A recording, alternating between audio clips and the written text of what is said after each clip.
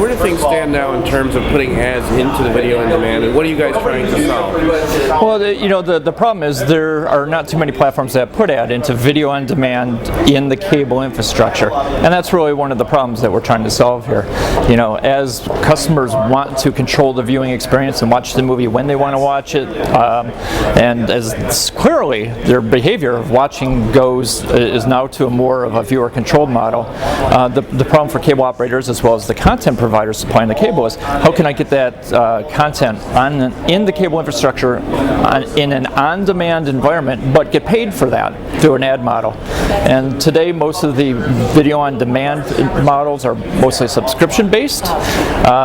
What we aim to do is enable content producers and enable MSOs, or cable providers, to offer video on demand, top-notch content, but have it advertising supported. And they can use our solution to create the dynamic and addressable advertisement as it goes through the cable infrastructure.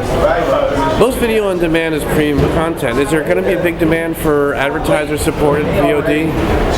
Yeah, we believe there is. Traditionally, most video on demand has been not the top-notch shows, but the secondary catalog of the major content providers, because there has not really been a good way to monetize the top-notch shows. What we believe is that with a great targeted and addressable advertising system and the right sorts of advertisement placements inside the on-demand video, that you can generate revenue and you can put your top-notch content available as an on-demand for your cable channels. That's really what we're helping content providers and helping our MSO customers to do. So the MSOs are your big clients, customers primarily, and they're your investors.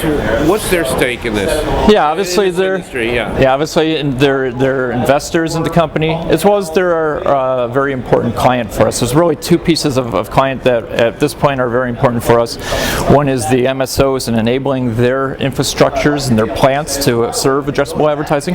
Second is the content producers. Once the MSOs are able to serve addressable advertising, enabling the content providers to manage campaigns against their content that goes through those environments is another important area that our solution does. And of course, the third constituents are advertisers. Our approach is to address them with the content providers and the publishers, giving them views where their advertisers can have an input into the solution. Okay, so tell us where things stand in terms of the company. How fully baked? How close to market? Sure. Are you in market?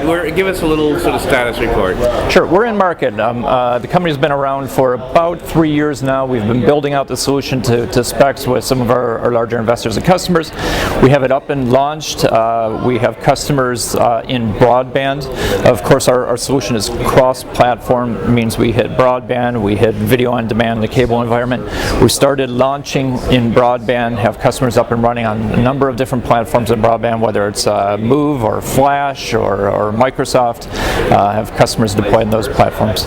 We're on the MSO side, we are really active and probably about as far as you can get with lab trials at major MSOs and infrastructure providers there, and eagerly awaiting those lab trials to come to fruition with market deployments. I see. Okay, great. Okay, listen, let me ask you a question now as one of the, now that you've left Adobe, and I want to ask you, observing the industry, there's going to be a big development with Silverlight this summer with the Olympics. And we already see a lot of live implementation with MLB, and we see the implementation with Move. Now that you've sort of stepped out of the Adobe world, could you give us sort of an independent view, if you will, of how you think Silverlight may or may not be implemented and how it will be adapted and how the ecosystem of multimedia plugins might change? Sure. I think that what we're seeing is we've been forced to integrate with multiple players. With BlackArrow, we've integrated with Flash, we've integrated with Move, we've integrated with Silverlight. So we're really seeing the gamut of all the different platforms out there.